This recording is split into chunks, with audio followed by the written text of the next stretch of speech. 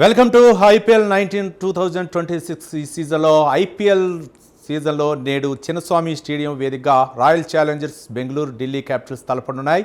RCB వరుస గెలుపులతో మంచి ఫామ్లో కనిపిస్తుంది. గత మ్యాచ్లో ముంబై బౌలర్లకు చుక్కలు చూపించారు ఆర్సీబీ బ్యాటర్లు.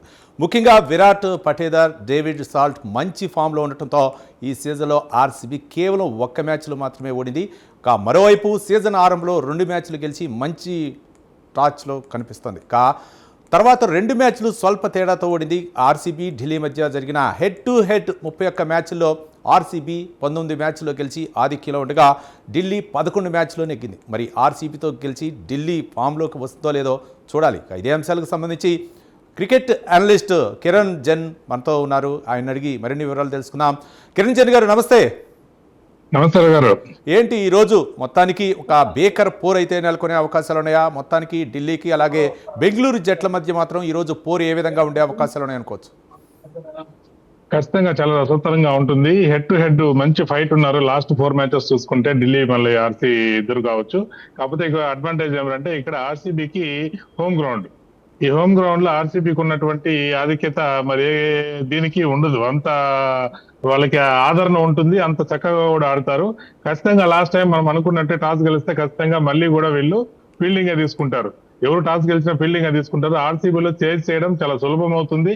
ఎంత టార్గెట్ ఉన్నా కానీ చేజ్ చేయడానికి ఒక నమ్మకం కలుగుతుంది బెంగళూరులో. బెంగళూరు గ్రౌండ్ ఆ విధంగా ఉంటది కాబట్టి ఈ హెడ్ టు హెడ్ వారు బాగా స్ట్రాంగ్ ఉంటది. అందులో ఆర్సీబీ ఆడిన 5 మ్యాచ్ల్లో 4 మ్యాచ్లు విజయం సాధించింది. ప్రతి మ్యాచ్ కూడా 10+ రన్ రేట్ తోనే ఆడింది. అది బ్యాటింగ్ లో 10+ రన్ రేట్ తో చేసింగ్ 10, 11, 12 కూడా రన్ రేట్ తీసుకెళ్ళింది అది బ్యాటింగ్ లో. కాబట్టి ఆర్సీబీ ఖచ్చితంగా వాళ్ళు టాస్ గెలిస్తే ఫీల్డింగ్ తీసుకుంటారు. సేమ్ ఢిల్లీ అయినా కూడా సేమ్ అదే ఫార్ములాని ఫాలో అవుతారు. వాళ్ళు కూడా మంచి ఊపు మీద ఉన్నారు. ఏ విధంగా ముందుకు రావాలనే దీంట్లో ఉన్నారు కాబట్టి. కిరణ్ గారు, ముఖ్యంగా టాప్ ఆర్డర్ విరాట్ కోహ్లీ అవ్వచ్చు, పటేదార్, డేవిడ్ సాల్ట్ మంచి ఫామ్లో ఉండటంతో ముఖ్యంగా ఈ ఆర్సీబీకి అయితే మాత్రం మంచి కలిసి వచ్చే అవకాశం ఉందనుకోవచ్చా? ఈరోజు అంటే మీరు మాట్లాడినట్లు హోమ్ గ్రౌండ్ కాబట్టి ఎక్కువగా దీంట్లో రికార్డులు మోతుండే అవకాశాలు ఉన్నాయి అనుకోవచ్చా? ఖచ్చితంగా 220, 230, 240 స్కోర్ అవలీలగా వెళ్ళిపోతుంది.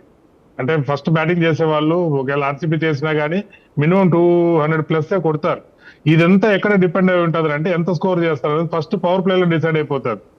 పవర్ ప్లేలోనే 50, 60 దాటి పవర్ ప్లేలో 10+ రన్స్ కానీ రాగలిగితే అవలీలుగా 200 స్కోర్ అనేది చాలా ఈజీ అవుతుంది ఏ టీం కైనా కానీ.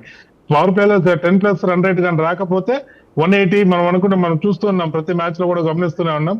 పవర్ ప్లేలో 40, 50 కొట్టిన జట్టు ఏది కూడా 200 దాటలేదు స్కోర్ కూడా. పవర్ ప్లేలో ఒకవేళ 60, 70 దాటితేనే 70 స్కోర్ దాటితేనే 10 రన్ రేట్ తో 200+ స్కోర్లు చూడగలుగుతున్నాం. అది మానసికంగా ఒక స్థాయికి వచ్చేస్తుంది. కాకపోతే పవర్ ప్లేలో అప్పొక సాల్ట్ అండ్ కోహ్లీ ఏ మాత్రం అవకాశం ఎవరు ఉండదు కాబట్టి ఖచ్చితంగా వాళ్ళు 70+, 80+ స్కోర్ ఫస్ట్ బ్యాటింగ్ అని వస్తే మన ఆర్సీబీ గాన వాళ్ళు పవర్ ప్లేలో 80+ స్కోర్ 70 to 90 ఇన్ బిట్వీన్ పెడతారు. 200+ స్కోర్ ఆటోమేటిక్ గా తీసుకెళ్తారు. వాళ్ళకు మానసిక ధైర్యం ఉంటుంది. క్రౌడ్ యొక్క ఆదరణ కూడా చాలా విపరీతంగా ఉంటుంది ఆర్సీబీకి. కాబట్టి ఖచ్చితంగా టాస్ గాని ఓడిపోతే ఫస్ట్ బ్యాటింగ్ ఆర్సీబీ చేయాల్సి వస్తుంది. టాస్ గెలిస్తే ఆర్సీబీ సెకండ్ బ్యాటింగ్ తీసుకుంటుంది. కిరణ్ గారు, మొత్తానికి అంటే 2 జట్ల మధ్య ఢిల్లీకి ఆర్సీబీకి మధ్య దాదాపు 31 మ్యాచ్లు అయితే మాత్రం జరిగింది. 19 మ్యాచ్లు అయితే మాత్రం ఎక్కువగా ఆర్సీబీ విజయం సాధించింది. అయితే ఈ రోజు మాత్రం ఢిల్లీ కూడా అదే కసిగా పట్టుదలతో అయితే మాత్రం ఆడే అవకాశం ఉంది. ఇక ఢిల్లీ టీం విషయానికి వస్తే మాత్రం ఇందులో టాప్ ఆర్డర్ ఏ విధంగా ఉండే అవకాశం ఉంది అనుకోవచ్చు, అలాగే మిడిల్ ఆర్డర్ పరిస్థితి ఏ విధంగా ఉండే అవకాశం ఉంది అనుకోవచ్చు? ఖచ్చితంగా ఢిల్లీ టీం కానీ ఓపెనర్స్ కానీ చాలా అద్భుతంగా ఆడతారు. అద్భుతమైనటువంటి బ్యాటింగ్ లైనప్ ఉంది. కెప్టెన్ చాలా చక్కగా టీం ను కూడా నడిపించే ఇది ఉంది. కెప్టెన్ టీం తో పాటు చాలా అన్యోన్యంగా ఉంటాడు. టీం అంటే మనమంతా ఒకటి అనే దీంట్లో కెప్టెన్సీ అనేది ఏమాత్రం అంటే నేను కెప్టెన్ అనే భావన లేకుండా టీం కలిసి ఒక యూనిటీగా ఆడతారు. కాబట్టి ఖచ్చితంగా టాప్ ఆర్డర్ ఓపెనింగ్ తో పాటు టాప్ ఆర్డర్ మన అక్షర్తో పాటు టీం ని సమానంగా తీసుకెళ్తారు. ఎటువంటి ఇది లేకుండా ఖచ్చితంగా వాళ్ళకు టాస్ అయ్యి విన్ అయ్యి బ్యాటింగ్ వచ్చినా కానీ వాళ్ళు ఫస్ట్ 10 overs 60+ స్కోర్ కానీ చేయగలిగితే ఈజీగా 200, 220+ స్కోర్ చేయగలుగుతారు. డీసీ కూడా ఖచ్చితంగా చేయగలుగుతారు. కిరణ్ గారు, అంటే ఆర్సీబీ విషయానికి వస్తే ఇక బ్యాటర్లే మెయిన్ అనమాట. వచ్చిన వాళ్ళు వచ్చినట్టు ఆ బాల్ని అయితే మాత్రం విజృంభించడం మనం చూస్తాం, టాప్ స్కోర్లోకి వెళ్ళడం చూస్తూ ఉంటారు. మరి ఢిల్లీ విషయానికి వస్తే మాత్రం అంటే బ్యాటర్ల విషయానికి వస్తే ఏ విధంగా ఉండే అవకాశాలు ఉన్నాయి అనుకోవచ్చు? ఢిల్లీ కూడా మంచి బ్యాటింగ్ లైనప్ ఉంది, చక్కగా వాళ్ళు హిట్టర్లు ఉన్నారు, బ్రహ్మాండంగా ఉన్నారు. ఢిల్లీ కూడా మంచి లైనప్ ఉంది, మంచి బౌలింగ్ కూడా ఉంది ఢిల్లీకి. ఈ పక్క కూడా మంచి బౌలింగ్ మనకు భువనేశ్వర్ ఉన్నాడు, స్వింగ్ మాస్టర్. అతను స్వింగ్ ఎలా చేయాలనేది మనం ఇండియాలోనే top most swing bowler, in swing out swing okay line and length లో వేయగలిగే బౌలర్ భువనేశ్వర్ ఉన్నాడు. ఈ పక్క మంచి బౌలర్లు ఉన్నారు. ఖచ్చితంగా మ్యాచ్ మంచి రెస్పెక్ట్ గానే ఉంటది, వన్ సైడ్ అయిపోయే మ్యాచ్ అయితే కాదు. మంచి టఫ్ అవుతుంది మ్యాచ్. ఈ రోజు జరిగే ఈ ఢిల్లీ మ్యాచ్ కూడా మంచి టఫ్ అవుతుంది, ఎందుకంటే డ్యూ ఫ్యాక్టర్ ఏం లేదు. ఆడేది ఈవినింగ్ టైమ్స్, మ్యాచ్ 3:30 to 6:30 7కి అయిపోతుంది కాబట్టి డ్యూ అనే ఫ్యాక్టర్ అంతా ఏం ఉండదు. మాక్సిమం ఎవరు అయితే చక్కగా బ్యాటింగ్ చేయగలుగుతారో వాళ్ళ స్కోర్ హెవీగా పోతుంది. Bowling line and length maintain చేసి చక్కగా ఫీల్డింగ్ ఎక్కడ ప్లేస్మెంట్స్ పెట్టుకున్నాం అనే దీంట్లో బౌలింగ్ అని చేయగలిగితే ఏ బౌలర్ అయినా కానీ టాప్ లోకి రాగలుగుతాడు. మ్యాచ్ అయితే స్వతంత్రంగా ఉంటుంది. నైట్ మ్యాచ్ అన్న అయితే ఫస్ట్ బ్యాటింగ్ ఒకటి అడ్వాంటేజ్, సెకండ్ బ్యాటింగ్ ఒకటి ఇట్లా ఉంటుంది, డ్యూ ఉంటుంది, ఛాన్సెస్ ఎక్కువ ఉంటాయి అనే ఛాన్స్ లేకుండా ఆడుతున్నది డే మ్యాచ్ కాబట్టి మంచి మ్యాచ్ అయితే బాగా రసవత్తరంగా సాగుతుంది, వన్ సైడ్ అయిపోకుండా. రైట్ కిరణ్ గారు, అంటే చిన్నస్వామి స్టేడియంలో అక్కడ పిచ్చి మనం చూసినట్లయితే అంటే చాలా మ్యాచ్లు కూడా అక్కడ జరిగినాయి, కీలకమైనటువంటి మ్యాచ్లు, దాదాపు అంతర్జాతీయ క్రికెట్లు కూడా అక్కడ ఆడినటువంటి పరిస్థితి. ఈ నేపథ్యంలో ఈరోజు అంటే బ్యాటింగ్కి అనుకూలంగా ఉంటుందా లేకపోతే బౌలింగ్కి అనుకూలంగా ఉంటుందా? ఫ్రెండ్లీ వికెట్ ఖచ్చితంగా. బ్యాటింగ్ పూర్తి బ్యాటింగ్ అని బౌలర్లు తేలిపి అంత పిచ్ కాదు, పూర్తిగా బౌలింగ్ కే ఉంటది. భయంకరంగా స్వింగ్ స్పిన్ బాగా అవుతుంది అనే ఇది కూడా ఉండదు. ఖచ్చితంగా మంచి అంటే మీడియం బౌలర్ గాన పక్కాగా లైనప్ పట్టగలిగితేనే వాడు బౌలర్ కి ఛాన్సెస్ ఉంటాయి. లేదంటే 200 స్కోర్ వస్తుందంటే అది బ్యాటింగ్ పిచ్చే. 200 స్కోర్ ని చేజ్ చేస్తున్నారంటే ఖచ్చితంగా బ్యాటింగ్ పిచ్ అవుతుంది. బౌలింగ్ పిచ్ ఎప్పుడు అవుతుంది అంటే 130 నుంచి 150 లేదా 100 నుంచి 140 ఇలాగా ఆల్అౌట్ అయిపోతున్నారు అంటే అప్పుడు అది కంప్లీట్ గా బౌలింగ్ పిచ్ అయిపోతుంది. బౌలింగ్ ఆ పిచ్ లో స్పీడ్ అనుకున్న స్పీడ్ రాకపోవడం, ఎక్కువ స్పిన్ అవడం, ఇలాంటి సంఘటనలు, హైట్ ఎక్కువ, బౌన్స్ ఎక్కువ కాకపోవడం లేదా అన్ఈవెన్ బౌన్స్ రావడం, ఇలాంటి సిచ్యువేషన్లు ఉన్నప్పుడే అది బౌలింగ్ పిచ్ గా మారిపోతుంది. కానీ ఇక్కడ ఈ మన ఐపీఎల్ లో పిచ్చెస్ ఎలా తయారు చేస్తారు అంటే బౌలర్ సత్తా ఎంత ఉంటుందో అంతవరకే రాగలిగేంత పిచ్చెస్ నీట్ గా క్లీన్ గా తయారు చేస్తారు. ఇది ఒక సిరీస్ అనుకోండి, ఒక ఫేవర్ గా ఒక టీం ఫేవర్ గా చేస్తారు. కానీ ఇది ఒక సిరీస్ కాదు, ఒక ఐపీఎల్ ఇది కాబట్టి ఖచ్చితంగా మ్యాచ్ ఆద్యంతం రసవత్రంగా సాగాలి. మంచి స్కోర్ వస్తేనే ప్రేక్షకులు కూడా టీవీల ముందు కూర్చుంటారు కాబట్టి దానికి తగ్గట్టే వీళ్ళు పిచ్ కూడా తయారు చేస్తారు. కాబట్టి ఇది కంప్లీట్ గా బౌలింగ్ పిచ్ అయితే కాదు, అట్లనే కంప్లీట్ గా బ్యాటింగ్ పిచ్ కూడా కాదు, న్యూట్రల్ పిచ్చే. కిరణ్, మొత్తానికి అంటే రెండు జట్లు కూడా ముఖ్యంగా బ్యాటర్లు అయితే మాత్రం విజృంభిస్తున్న నేపథ్యంలో వీళ్ళని కట్టడి చేయడానికి ఈరోజు ఢిల్లీలో ఏమైనా చేంజెస్ ఉండే అవకాశాలు ఉన్నాయా? ముఖ్యంగా బౌలర్లను ఏమైనా చేంజ్ చేసే అవకాశాలు ఉన్నాయా? బౌలింగ్ చేంజెస్ అయితే నాకు తెలిసి మాక్సిమం ఉండవు. ఇరు జట్లు చేంజెస్ లేకుండానే దిగుతాయి అనుకుంటాను.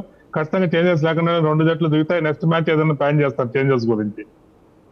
అంటే మొత్తానికి అంటే ఢిల్లీ కనుక బ్యాటింగ్ తీసుకుంటే అప్రాక్సిమేట్లీ ఎంత స్కోర్ చేస్తే ఆర్సీబీకి మాత్రం టార్గెట్ ఛేదించే అవకాశాలు ఉన్నాయనుకోవచ్చు? ఇప్పుడు భువనేశ్వర్ బౌలింగ్ మెయిన్. న్యూ బాల్ తో భువనేశ్వర్ స్వింగ్ అద్భుతంగా చేయగలుగుతాడు, ఇన్ స్వింగ్ చేయగలుగుతాడు, అవుట్ స్వింగ్ చేయగలుగుతాడు. భువనేశ్వర్ గాన వీళ్ళు కానీ భువనేశ్వర్ బౌలింగ్ లో కానీ రన్స్ రాబట్టగలిగారు అంటే 200+, 220, 230 ఇన్ బిట్వీన్ కొట్టగలుగుతారు ఢిల్లీ క్యాపిటల్స్.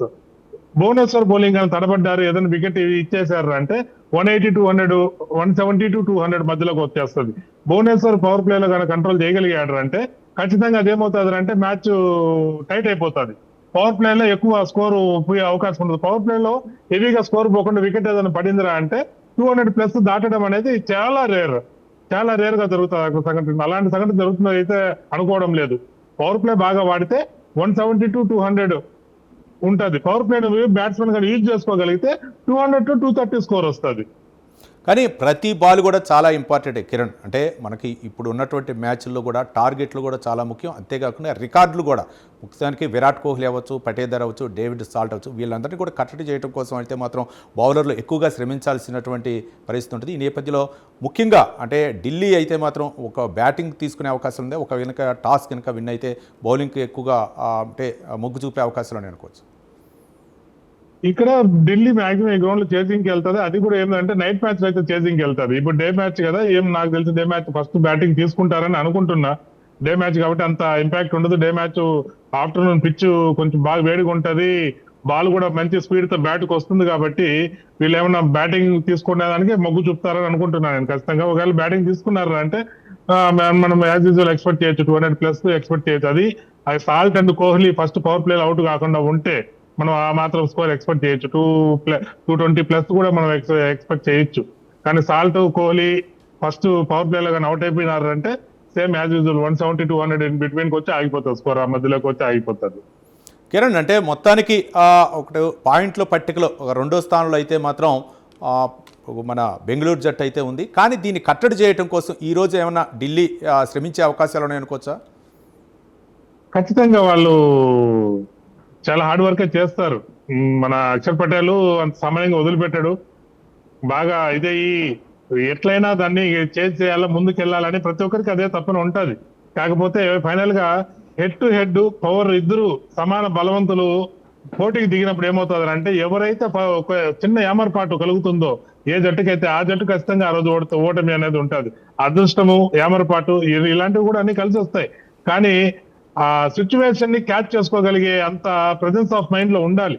ఉన్నప్పుడు ఆ జట్టుకి ఎవరు కూడా విజయాన్ని ఆపడం అనేది అసాధ్యం. Right, thank you Kiran. మొత్తానికైతే మాత్రం ఈరోజు ఆర్సీబీ ఢిల్లీ మధ్య జరిగేటటువంటి పోరు ఏ విధంగా ఉండబోతుందో మనం చూడబోతున్నాం. మొత్తానికైతే మాత్రం ఆర్సీబీ అయితే మాత్రం పాయింట్ల పట్టికలో అయితే మాత్రం అగ్రస్థానంలో ఉన్న నేపథ్యంలో మరి దీన్ని ఏ విధంగా ఢిల్లీ కట్టడి చేస్తుందో మొత్తానికైతే మాత్రం వేచి చూద్దాం. ఇది ఈరోజు ఐపీఎల్ ముఖ్యంగా ఢిల్లీకి ఆర్సీబీలకు మధ్య జరిగేటటువంటి స్పోర్ట్స్ అప్డేట్ చూద్దాం. అంటే ముఖ్యంగా ఢిల్లీ ఏ విధంగా ఆర్సీబీని కట్ చేస్తే, లేకపోతే ఢిల్లీ ఈ మ్యాచ్లో ఎలాగైనా గెలవాలనేటువంటి చేస్తున్నటువంటి ప్రయత్నాలు ఏ విధంగా సఫలీకృతం అయితే చూద్దాం.